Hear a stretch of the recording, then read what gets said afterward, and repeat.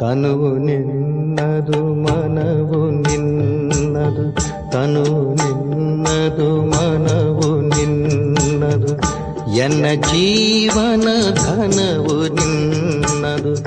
ನಾನು ನಿನ್ನವನೆಂಬ ಹೆಮ್ಮೆಯ ಋಣವು ಮಾತ್ರವೇ ನನ್ನದು. ತನು ನಿನ್ನದು ಮನವು ನಿನ್ನದು.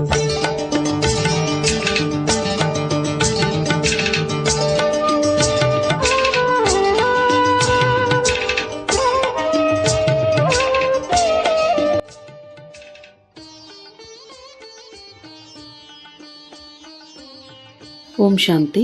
ಮುರಳಿಯ ದಿನಾಂಕ 10/7/2026. ಬಾಪ್ದಾದ ಮಧುಬನ. ಮಧುರ ಮಕ್ಕಳೇ, ಮಕ್ಕಳಿಗೆ ಅವಿನಾಶಿ ಜ್ಞಾನರತ್ನಗಳಿಂದ ಜೋಳಿಗೆಯನ್ನು ತುಂಬಿಸಲು ಶಿವತಂದೆಯು ಬಂದಿದ್ದಾರೆ. ಈ ಒಂದೊಂದು ಜ್ಞಾನರತ್ನವು ಲಕ್ಷಾಂತರ ರೂಪಾಯಿಗಳು ಬೆಲೆ ಬಾಳುವಂತಹದ್ದಾಗಿದೆ.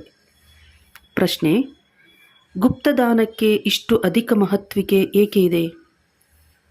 ಉತ್ತರ: ಏಕೆಂದರೆ ತಂದೆಯು ನಿಮಗೆ ಈಗ ಗುಪ್ತ ಜ್ಞಾನರತ್ನಗಳ ದಾನ ಮಾಡುತ್ತಾರೆ. ಇದನ್ನು ಪ್ರಪಂಚದವರು ತಿಳಿದುಕೊಂಡಿಲ್ಲ. ಮತ್ತು ನೀವು ಮಕ್ಕಳು ಈ ಜ್ಞಾನರತ್ನಗಳ ದಾನ ಮಾಡುವುದರಿಂದ ವಿಶ್ವದ ರಾಜ್ಯಭಾಗ್ಯವನ್ನು ತೆಗೆದುಕೊಳ್ಳುತ್ತೀರಿ. ಇದೂ ಸಹ ಗುಪ್ತವಾಗಿದೆ. ಯಾವುದೇ ಯುದ್ಧವಿಲ್ಲ, ಯಾವುದೇ ಸಿಡಿಮದ್ದುಗಳಿಲ್ಲ ಮತ್ತು ಯಾವುದೇ ಖರ್ಚು ಇಲ್ಲ. ಗುಪ್ತ ರೀತಿಯಿಂದ ತಂದೆಯು ನಿಮಗೆ ರಾಜ್ಯವನ್ನು ದಾನದಲ್ಲಿ ಕೊಟ್ಟರು.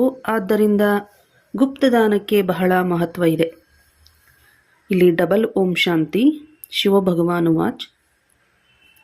ಒಂದನ್ನು ಶಿವತಂದೆ ಹೇಳುತ್ತಾರೆ, ಇನ್ನೊಂದು ಓಂ ಶಾಂತಿಯನ್ನು ಬ್ರಹ್ಮದಾದಾರವರು ಹೇಳುತ್ತಾರೆ. ಇಬ್ಬರ ಸ್ವಧರ್ಮವೂ ಶಾಂತಿಯಾಗಿದೆ. ಇಬ್ಬರೂ ಶಾಂತಿಧಾಮದ ನಿವಾಸಿಯಾಗಿದ್ದಾರೆ. ಮಕ್ಕಳೂ ಸಹ ಶಾಂತಿಧಾಮ ನಿವಾಸಿಯಾಗಿದ್ದೀರಿ. ನಿರಾಕಾರ ದೇಶದಲ್ಲಿರುವವರು ಸಾಕಾರಿ ದೇಶದಲ್ಲಿ ಪಾತ್ರವನ್ನು ಅಭಿನಯಿಸಲು ಬಂದಿದ್ದೀರಿ. ಏಕೆಂದರೆ ಇದು ನಾಟಕ ಅಲ್ಲವೇ? ಮಕ್ಕಳಿಗೆ ಮೇಲಿನಿಂದ ಹಿಡಿದು ಕೆಳಗಿನವರೆಗೆ ನಾಟಕದ ಆದಿ ಮಧ್ಯ ಅಂತ್ಯದ ಜ್ಞಾನವು ಬುದ್ಧಿಯಲ್ಲಿ ತುಂಬಲ್ಪಟ್ಟಿದೆ. ಸರ್ವಶ್ರೇಷ್ಠ ಭಗವಂತ ಮತ್ತು ಅವರ ಜೊತೆ ಮಕ್ಕಳು. ಈ ಮಾತುಗಳನ್ನು ಚೆನ್ನಾಗಿ ತಿಳಿದುಕೊಳ್ಳಿ.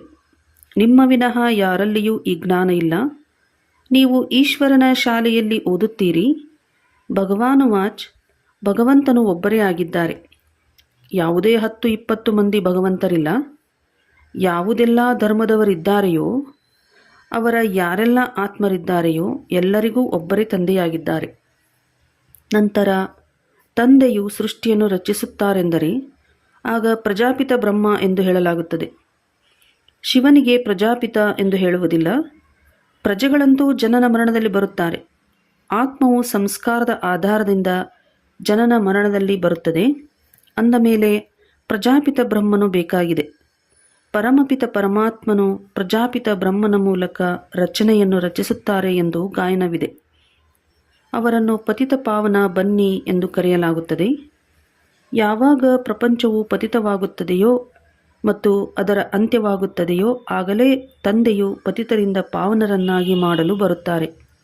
ನೀವೀಗ ತಿಳಿದುಕೊಂಡಿದ್ದೀರಿ. ತಂದೆಯು ಒಂದೇ ಬಾರಿ ಬರುತ್ತಾರೆ, ಮತ್ತೆಂದೂ ಬರುವುದಿಲ್ಲ. ಈಗ ನಿಮಗೆ ಸಂಪೂರ್ಣ ಜ್ಞಾನ ಸಿಕ್ಕಿದೆ.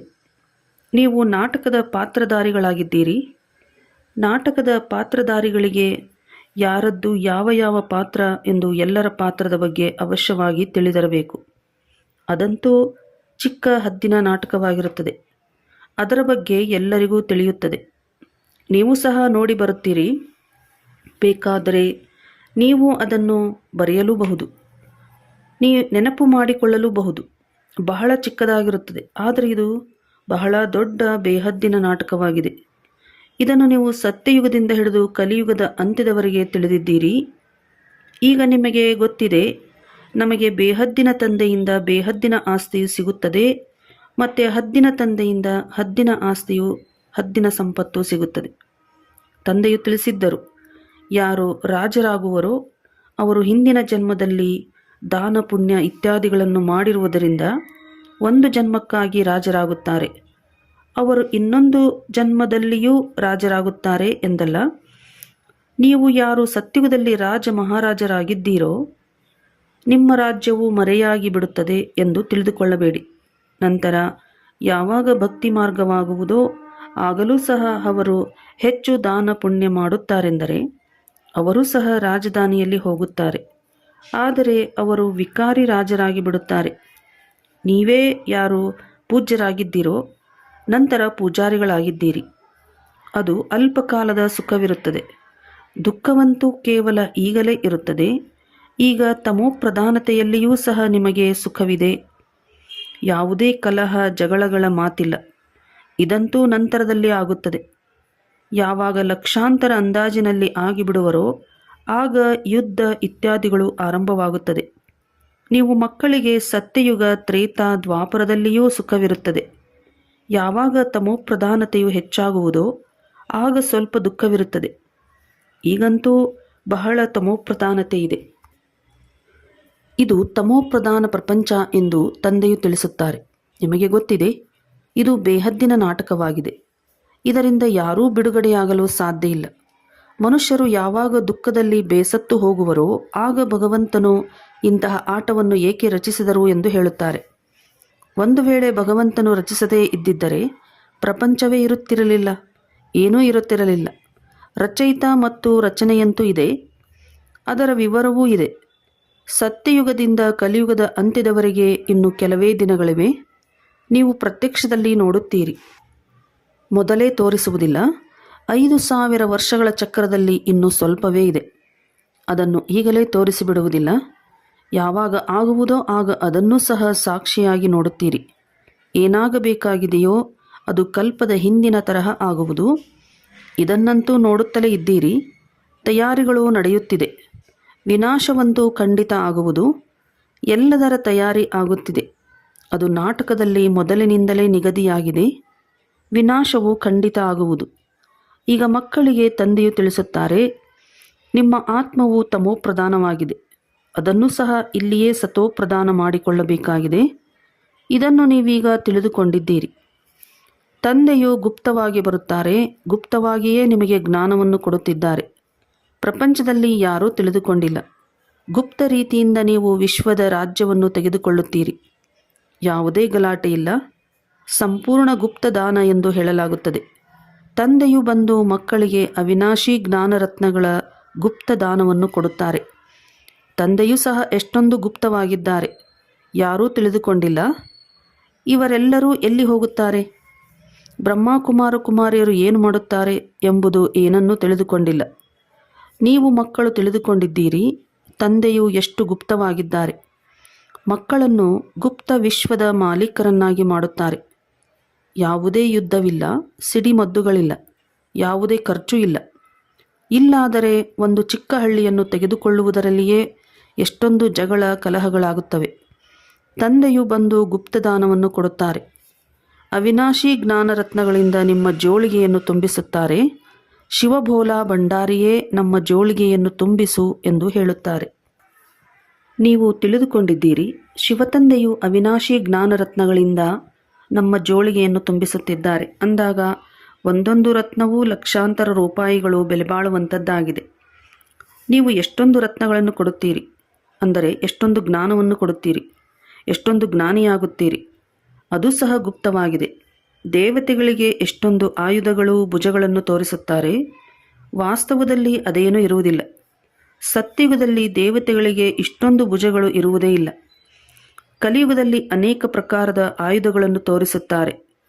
ವಿನಾಶಕ್ಕಾಗಿ ಅಣುಬಾಂಬುಗಳಿವೆ ಅಂದ ಮೇಲೆ ಕತ್ತಿ ಬಾಣಗಳನ್ನು ಏನು ಮಾಡುವರು? ನೀವು ಹೇಳುತ್ತೀರಿ, ಈ ಜ್ಞಾನ ಖಡ್ಗವನ್ನು ಅವರು ಆಯುಧಗಳು ಎಂದು ತಿಳಿದುಕೊಂಡಿದ್ದಾರೆ. ವಾಸ್ತವದಲ್ಲಿ ಏನೂ ಇಲ್ಲ. ನಿಮಗೆ ಗುಪ್ತದಾನ ಸಿಗುತ್ತದೆ. ನೀವು ಮತ್ತೆ ಎಲ್ಲರಿಗೆ ಗುಪ್ತದಾನ ಮಾಡುತ್ತೀರಿ. ನಿಮಗೆ ಗೊತ್ತಿದೆ, ತಂದೆಯು ಶ್ರೀಮತವನ್ನು ಕೊಡುತ್ತಿದ್ದಾರೆ. ಶ್ರೀಮತವು ಭಗವಂತನದ್ದಾಗಿದೆ. ನಾವು ನರನಿಂದ ನಾರಾಯಣರಾಗಲು ಬರುತ್ತೇವೆ ಎಂದು ನಿಮಗೆ ಗೊತ್ತಿದೆ. ಲಕ್ಷ್ಮೀನಾರಾಯಣರಿಗೆ ಸರ್ವಗುಣ ಸಂಪನ್ನ, 16 ಕಲಾ ಸಂಪೂರ್ಣ, ದೈವಿ ಗುಣಧಾರಿ ಎಂದು ಹೇಳುತ್ತಾರೆ. ದೈವಿ ಗುಣಗಳು ಕೇವಲ ಆ ದೇವಿ ದೇವತೆಗಳಲ್ಲಿ ಇರುತ್ತವೆ. ನಂತರ ಕಲೆಗಳು ಕಡಿಮೆಯಾಗುತ್ತಾ ಹೋಗುತ್ತವೆ. ಹೇಗೆ ಪೂರ್ಣ ಚಂದ್ರಮನ ಬೆಳಕು ಬಹಳ ಚೆನ್ನಾಗಿರುತ್ತದೆ, ನಂತರ ಕಡಿಮೆಯಾಗುತ್ತಾ ಹೋಗುತ್ತದೆ. ಕಡಿಮೆಯಾಗುತ್ತಾ ಆಗುತ್ತಾ ಕೊನೆಗೆ ಒಂದು ಚಿಕ್ಕ ಗೆರೆ ಉಳಿಯುತ್ತದೆ. ಪೂರ್ಣ ಮಾಯವಾಗುವುದಿಲ್ಲ, ಒಂದು ಚಿಕ್ಕ ಗೆರೆಯಷ್ಟು ಉಳಿದುಕೊಳ್ಳುತ್ತದೆ. ಅದಕ್ಕೆ ಅಮಾವಾಸ್ಯೆ ಎಂದು ಹೇಳುತ್ತಾರೆ. ಈಗ ನಿಮ್ಮದು ಬೇಹದ್ದಿನ ಮಾತಾಗಿದೆ. ನೀವು 16 ಕಲಾ ಸಂಪೂರ್ಣರಾಗಿದ್ದೀರಿ. ಕೃಷ್ಣನ ಬಾಯಲ್ಲಿ ಮಾತೆಯರು ಚಂದ್ರಮನನ್ನು ನೋಡುತ್ತಾರೆ ಎಂದು ತೋರಿಸುತ್ತಾರೆ. ಇವು ಸಾಕ್ಷಾತ್ಕಾರದ ಮಾತುಗಳಾಗಿವೆ. ತಂದೆಯು ಇದರ ತಿಳುವಳಿಕೆ ನೀಡುತ್ತಾರೆ. ನೀವೀಗ ಸಂಪೂರ್ಣರಾಗಬೇಕಾಗಿದೆ. ಮಾಯೆಯ ಸಂಪೂರ್ಣ ಗ್ರಹಣ ಹಿಡಿದಿದೆ. ಕೊನೆಗೆ ಗೆರೆಯಷ್ಟು ಮಾತ್ರವೇ ಉಳಿದುಕೊಳ್ಳುತ್ತದೆ. ಏಣಿಯನ್ನು ಇಳಿಯುತ್ತಾ ಬಂದಿದ್ದಾರೆ. ಎಲ್ಲರೂ ಏಣಿಯನ್ನು ಇಳಿಯಲೇಬೇಕಾಗಿದೆ. ಆಗಲೇ ಪುನಃ ಎಲ್ಲರೂ ಹಿಂತಿರುಗಿ ಹೋಗುವರು. ನೀವಂತೂ ಈಗ ಕೆಲವರೇ ಇದ್ದೀರಿ. ದಿನ ಕಳೆದಂತೆ ವೃದ್ಧಿಯಾಗುವುದು. ವಿದ್ಯೆಯಲ್ಲಿ ಎಲ್ಲರೂ ತೇರ್ಗಡೆಯಾಗುವುದಿಲ್ಲ. ನಿಮ್ಮ ಸೇವಾ ಕೇಂದ್ರಗಳೂ ಸಹ ನಿಧಾನವಾಗಿ ವೃದ್ಧಿಯಾಗುತ್ತಾ ಇರುತ್ತವೆ. ಸಮಯವು ಸಮೀಪಿಸುತ್ತಾ ಹೋದಂತೆ ಇವರಲ್ಲಿ ಏನಿದೆ ಎಂದು ತಿಳಿದುಕೊಳ್ಳುತ್ತಾರೆ. ದಿನ ಪ್ರತಿದಿನ ವೃದ್ಧಿಯಾಗುತ್ತಾ ಇರುತ್ತೀರಿ. ಈಗ ಹೇಳುತ್ತಾರೆ, ಇವರು ಎಲ್ಲಿಯವರೆಗೆ ನಡೆಯುತ್ತಾರೆ? ಇವರದು ಸಮಾಪ್ತಿಯಾಗುತ್ತದೆ ಎಂದು ನಾವು ತಿಳಿದುಕೊಂಡಿದ್ದೆವು ಎಂದು. ಆರಂಭದಲ್ಲಿ ಈ ಭಯದಿಂದ ಅನೇಕರು ಬಿಟ್ಟು ಹೋದರು. ಏನಾಗುವುದೋ ಗೊತ್ತಿಲ್ಲ, ಇಲ್ಲಿಯೂ ಇಲ್ಲ ಅಲ್ಲಿಯೂ ಇಲ್ಲ ಎನ್ನುವಂತಾಗಬಹುದು. ಇದಕ್ಕಿಂತಲೂ ಹೊರಟು ಹೋಗೋಣವೆಂದು ಅನೇಕರು ಹೊರಟು ಹೋದರು. ಪುನಃ ಅವರಲ್ಲಿ ಕೆಲವರು ಬರುತ್ತಿದ್ದಾರೆ. ತಂದೆಯು ಎಷ್ಟು ಸಹಜ ರೀತಿಯಿಂದ ತಿಳಿಸುತ್ತಾರೆ. ಈ ಅಬಲೆಯರು ಅಹಲ್ಯರಿಗೆ ಏನೂ ಕಷ್ಟ ಕೊಡುವುದಿಲ್ಲ. ಇವರ ಉದ್ಧಾರವೂ ಸಹ ಆಗಬೇಕಾಗಿದೆ. ಬಾಬಾ, ನಾವಂತೂ ಏನೂ ಓದಿಲ್ಲ, ಅವಿದ್ಯಾವಂತರಾಗಿದ್ದೇವೆ ಎಂದು ಹೇಳುತ್ತಾರೆ. ತಂದೆಯು ತಿಳಿಸುತ್ತಾರೆ, ಏನನ್ನೂ ಓದಿಲ್ಲದಿದ್ದರೆ ಇನ್ನೂ ಒಳ್ಳೆಯದೇ ಆಗಿದೆ. ಶಾಸ್ತ್ರ ಇತ್ಯಾದಿ ಏನೆಲ್ಲವನ್ನೂ ಓದಿದ್ದೀರೋ ಎಲ್ಲವನ್ನೂ ಮರೆತು ಬಿಡಿ. ನಾನು ಹೆಚ್ಚಿನದಾಗಿ ಏನನ್ನೂ ಓದಿಸುವುದಿಲ್ಲ. ಕೇವಲ ಹೇಳುತ್ತೇನೆ, ನನ್ನನ್ನು ನೆನಪು ಮಾಡಿದರೆ ರಾಜ್ಯಭಾಗ್ಯವು ನಿಮ್ಮದಾಗುವುದು. ನಿಮ್ಮ ದೋಣಿಯು ಪಾರಾಗಿ ಬಿಡುವುದು. ಮಗು ಜನ್ಮ ಪಡೆಯಿತೆಂದರೆ ಅಪ್ಪ ಎಂದು ಹೇಳುತ್ತಾರೆ. ಆಸ್ತಿಗೆ ಹಕ್ಕುದಾರನಾಗಿ ಬಿಡುತ್ತಾರೆ. ಹಾಗೆಯೇ ಇಲ್ಲಿಯೂ ನೀವು ಹಕ್ಕುದಾರರಾಗಿ ಬಿಡುತ್ತೀರಿ. ಬಾಪ್ ದಾದಾರವರನ್ನು ನೆನಪು ಮಾಡಿದರೆ ಸಾಕು, ರಾಜಧಾನಿಯು ನಿಮ್ಮದಾಗುವುದು. ಆದ್ದರಿಂದಲೇ ಸೆಕೆಂಡಿನಲ್ಲಿ ಜೀವನ್ಮುಕ್ತಿ ಎಂದು ಗಾಯನವಿದೆ. ಶ್ರೀಮಂತರ ಪಾತ್ರವಂತೂ ಅಂತಿಮದಲ್ಲಿರುತ್ತದೆ. ಮೊದಲು ಬಡವರೇ ಬಂದು ಜ್ಞಾನ ಪಡೆಯುವರು. ನಿಮ್ಮ ಬಳಿ ತಾವಾಗಿಯೇ ಬರುತ್ತಾರೆ. ಕೆಲಸಗಾರರ ಉದ್ಧಾರವನ್ನು ಸಹ ಮಾಡಬೇಕಾಗಿದೆ. ಬಿಲ್ಲಿನಿಯರ ಗಾಯನವೂ ಇದೆ. ರಾಮನು ಬಿಲ್ಲಿನಿಯರ ಬೇರಿ ಹಣ್ಣು ತಿಂದನು ಎಂದು ಹೇಳುತ್ತಾರೆ. ವಾಸ್ತವದಲ್ಲಿ ರಾಮನೂ ಇಲ್ಲ, ಶಿವತಂದೆಯೂ ಇಲ್ಲ. ಈ ಬ್ರಹ್ಮಾರವರು ತಿನ್ನಬಹುದು. ಬಿಲ್ಲಿನಿಯರು ಅಂದರೆ ಕಾಡು ಜನಾಂಗದವರು ಅಂತ ಅರ್ಥ. ಅವರೂ ಬರುತ್ತಾರೆ. ತಿಳಿದುಕೊಳ್ಳಿ, ಮೊದಲು ಟೋಲಿ ಇತ್ಯಾದಿಗಳನ್ನು ತರುತ್ತಾರೆಂದರೆ ಅದನ್ನು ತಿರಸ್ಕರಿಸಲು ಸಾಧ್ಯವಿಲ್ಲ. ಬಿಲ್ಲಿನಿಯರು ಗಣಿಕೆಯರು ತೆಗೆದುಕೊಂಡು ಬಂದರೆ ನೀವು ಸಹ ತಿನ್ನುವಿರಿ. ಶಿವತಂದೆಯು ಹೇಳುತ್ತಾರೆ, ನಾನಂತೂ ತಿನ್ನುವುದಿಲ್ಲ, ಏಕೆಂದರೆ ನಾನು ಅಭೋಕ್ತನಾಗಿದ್ದೇನೆ. ನಿಮ್ಮ ಬಳಿ ಎಲ್ಲರೂ ಬರುತ್ತಾರೆ. ಮೊದಲು ಇವರನ್ನು ಮೇಲೆತ್ತಿರಿ ಎಂದು ಸರ್ಕಾರವೂ ಸಹ ಸಹಯೋಗ ನೀಡುವುದು. ನಿಮಗೂ ಸಹ ತಾನಾಗಿಯೇ ಪ್ರೇರಣೆಯಾಗುವುದು. ತಂದೆಯು ಬಡವರ ಬಂಧುವಾಗಿದ್ದಾರೆ ಅಂದ ಮೇಲೆ ನಾವೂ ಸಹ ಬಡವರಿಗೆ ತಿಳಿಸೋಣ. ಕಾಡು ಜನರಲ್ಲಿಯೂ ಕೆಲವರಾದರೂ ಬಂದೇ ಬರುತ್ತಾರೆ. ಇಷ್ಟು ದೊಡ್ಡ ವೃಕ್ಷವಿದೆ. ಇದರಲ್ಲಿ ಒಬ್ಬರೂ ದೇವಿ ದೇವತಾ ಧರ್ಮದವರಿಲ್ಲ. ಮತ್ತೆಲ್ಲ ಧರ್ಮಗಳಲ್ಲಿ ಹೋಗಿ ಸೇರಿಬಿಟ್ಟಿದ್ದಾರೆ. ಈಗ ತಂದೆಯು ತಿಳಿಸುತ್ತಾರೆ, ಯಾರು ಭಕ್ತಿ ಮಾಡುವವರಿದ್ದಾರೆಯೋ ಅವರಿಗೆ ತಿಳಿಸಿಕೊಡಿ. ನೀವು ನೋಡುತ್ತಿದ್ದೀರಿ ಹೇಗೆ ನಾಟಿಯಾಗುತ್ತಿದೆ ಎಂದು, ಹೇಗೆ ಬ್ರಾಹ್ಮಣರಾಗುತ್ತಾರೆ ಎಂದು. ಯಾರು ಸೂರ್ಯವಂಶಿ ಚಂದ್ರವಂಶಿ ದೇವತೆಗಳಾಗಬೇಕಾಗಿದೆಯೋ ಅವರೇ ಬರತೊಡಗುತ್ತಾರೆ. ಒಂದೇ ಬಾರಿ ಈ ಜ್ಞಾನವನ್ನು ಕೇಳಿದರೂ ಸಹ ಸ್ವರ್ಗದಲ್ಲಿ ಖಂಡಿತ ಬಂದೇ ಬರುತ್ತಾರೆ. ತಂದೆಯು ಕಾಶಿಯಲ್ಲಿ ಬಲಿಯಾಗುವ ಉದಾಹರಣೆಯನ್ನು ತಿಳಿಸಿದ್ದಾರೆ. ಅಲ್ಲಿ ಹೋಗಿ ಶಿವನಿಗೆ ಬಲಿಯಾಗುತ್ತಾರೆ. ಅವರಿಗೂ ಸಹ ಏನಾದರೂ ಸಿಗಬೇಕಲ್ಲವೇ? ನೀವು ಬಲಿಹಾರಿಯಾಗುತ್ತೀರಿ. ರಾಜ್ಯ ಪದವಿಗಾಗಿ ಪುರುಷಾರ್ಥ ಮಾಡುತ್ತೀರಿ. ಭಕ್ತಿ ಮಾರ್ಗದಲ್ಲಿ ರಾಜ್ಯವಂತೂ ಇರುವುದಿಲ್ಲ. ಯಾರೂ ಹಿಂತಿರುಗಿ ಹೋಗಲು ಸಾಧ್ಯವಿಲ್ಲ ಅಂದ ಮೇಲೆ ಏನಾಗುತ್ತದೆ? ಅವರು ಯಾವ ಪಾಪಗಳನ್ನು ಮಾಡಿದ್ದಾರೆಯೋ ಅದರ ಶಿಕ್ಷೆಯನ್ನು ಅನುಭವಿಸಿ ಅದನ್ನು ಮುಗಿಸಿಕೊಳ್ಳುತ್ತಾರೆ. ನಂತರ ಹೊಸದಾಗಿ ಜನ್ಮವಾಗುತ್ತದೆ. ಮತ್ತೆ ಹೊಸದಾಗಿ ಪಾಸಾಗಲು ಆರಂಭವಾಗುತ್ತದೆ. ಅಂದರೆ ಯಾವಾಗ ಪಾಪಗಳು ನಾಶ ಆಗುತ್ತದೆ ಮತ್ತೆ ಹೊಸದಾಗಿ ಪಾಪವಾಗಲು ಪ್ರಾರಂಭವಾಗುತ್ತದೆ. ಬಾಕಿ ಅವರು ಎಲ್ಲಿಯೂ ಹೋಗುವುದಿಲ್ಲ. ಇಲ್ಲಿಯೇ ಜನ್ಮ ಕಳೆಯಬೇಕಾಗಿದೆ. ನೀವೇ ಮೊಟ್ಟ ಮೊದಲಿಗರಾಗಿದ್ದೀರಿ. ನೀವೇ 84 ಜನ್ಮಗಳನ್ನು ಭೋಗಿಸುತ್ತೀರಿ. ಎಲ್ಲರೂ ಸತೋ ರಜೋ ತಮೋದಲ್ಲಿ ಬರಬೇಕಾಗುತ್ತದೆ. ತಂದೆಯು ತಿಳಿಸುತ್ತಾರೆ, ಈ ಸಮಯದಲ್ಲಿ ಇಡೀ ಮನುಷ್ಯ ಸೃಷ್ಟಿಯ ವೃಕ್ಷವು ಜಡಜಡೀಭೂತವಾಗಿ ಬಿಟ್ಟಿದೆ. ಮನುಷ್ಯರು ಸಂಪೂರ್ಣ ಘೋರ ಅಂಧಕಾರದಲ್ಲಿ ಕುಂಭಕರ್ಣನ ನಿದ್ರೆಯಲ್ಲಿ ಮಲಗಿದ್ದಾರೆ. ಒಬ್ಬ ಕುಂಭಕರ್ಣನಿರಲಿಲ್ಲ, ಅನೇಕರಿದ್ದಾರೆ. ನೀವು ಇಷ್ಟಾದರೂ ತಿಳಿಸಿ. ಅವರು ಕೇಳಿಸಿಕೊಳ್ಳುವುದೇ ಇಲ್ಲ. ಯಾರದು ಪಾತ್ರವಿದೆಯೋ ಅವರು ಪುರುಷಾರ್ಥ ಮಾಡುತ್ತಾರೆ ಮತ್ತು ಅವರೇ ಮಾತಾಪಿತರ ಹೃದಯವನ್ನೇರುತ್ತಾರೆ. ಅವರೇ ಸಿಂಹಾಸನಾಧೀಶರಾಗುತ್ತಾರೆ. ಬಾಬಾ ಮಕ್ಕಳಿಗೆ ಶಿಕ್ಷಣ ಕೊಡಬೇಕಾಗುತ್ತದೆ ಎಂದು ಅನೇಕರು ಹೇಳುತ್ತಾರೆ. ಇದಕ್ಕೆ ತಂದೆಯು ತಿಳಿಸುತ್ತಾರೆ, ಮಕ್ಕಳೇ, ಇದನ್ನು ಆಲೋಚಿಸಬೇಡಿ. ಪತಿತರನ್ನು ಪಾವನ ಮಾಡಿ ಎಂದು ನೀವು ನನ್ನನ್ನು ಕರೆಯುತ್ತೀರಿ. ತಂದೆಯೂ ಸಹ ಹೇಳುತ್ತಾರೆ, ಕಾಮ ಮಹಾಶತ್ರುವಾಗಿದೆ. ಕ್ರೋಧವು ಶತ್ರುವೆಂದು ಹೇಳಲಾಗುವುದಿಲ್ಲ. ಪುರುಷರು ಬಹಳ ಹೊಡೆದಾಡುತ್ತಾರೆ, ಮಾತೆಯರಲ್ಲಿ ಅಷ್ಟೊಂದು ಇರುವುದಿಲ್ಲ. ಈಗ ತಂದೆಯು ಮಾತೆಯರನ್ನು ಮುಂದಿಟ್ಟಿದ್ದಾರೆ. ಒಂದೇ ಮಾತರಂ. ಪತಿಯು ನಿಮಗೆ ಗುರು, ಈಶ್ವರನಾಗಿದ್ದಾರೆ.